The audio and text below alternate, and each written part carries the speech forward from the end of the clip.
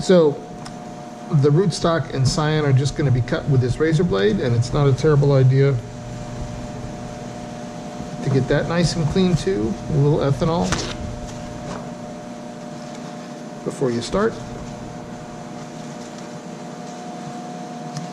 Now this graft, the first one that I'm trying, it's in the book listed as a scion detached graft, because the scion, just this upper part, the shoot, is going to come over and attach to the rootstock. It's also an apical graft because you're grafting the apical portion of the scion onto the rootstock. Sometimes it's called a top graft. And this is also called a splice graft because we're just splicing the two together. So you want to make a cut. You can lay them down together sometimes, or if you just kind of get good at this, you can do this freehand. But you want the cut, the angle of the cut on the rootstock and the scion to be as close to exactly the same as you can. So I'm going to try cutting the rootstock first. It's usually best to cut a little below the first leaves. If you cut above the first leaves, it might work, but sometimes you can get adventitious roots that develop from the wound area. So if we can hold it at a constant angle, what I can do is simply cut these rootstocks.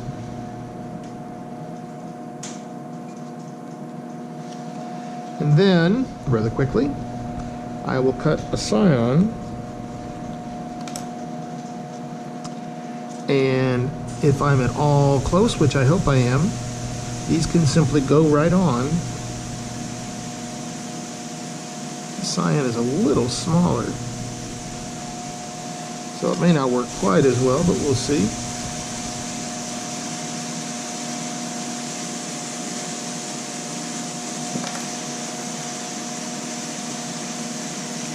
That one's a little better.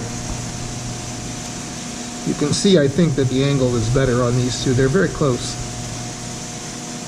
And anyway, they go right in like that.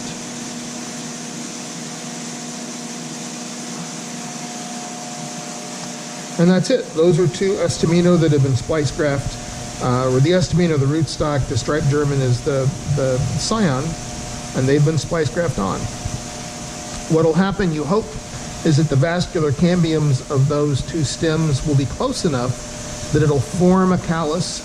You'll get a graft union, and eventually xylem and then phloem will connect between the scion and the rootstock. Now, until they do that, these need to go under a mister, because what will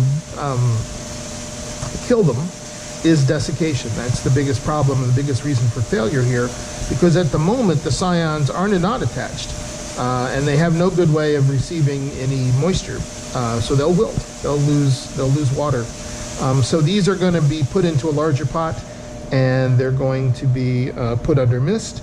And in a week or two, hopefully, you'll get xylem connecting between the rootstock and the scion, and at that point, they can come out of the mist. And then you have two separate plants where the vigorous rootstock of the Estimino hopefully is doing the growing, and the striped German is producing those heirloom tomatoes that you're looking for. So that would be a splice graft.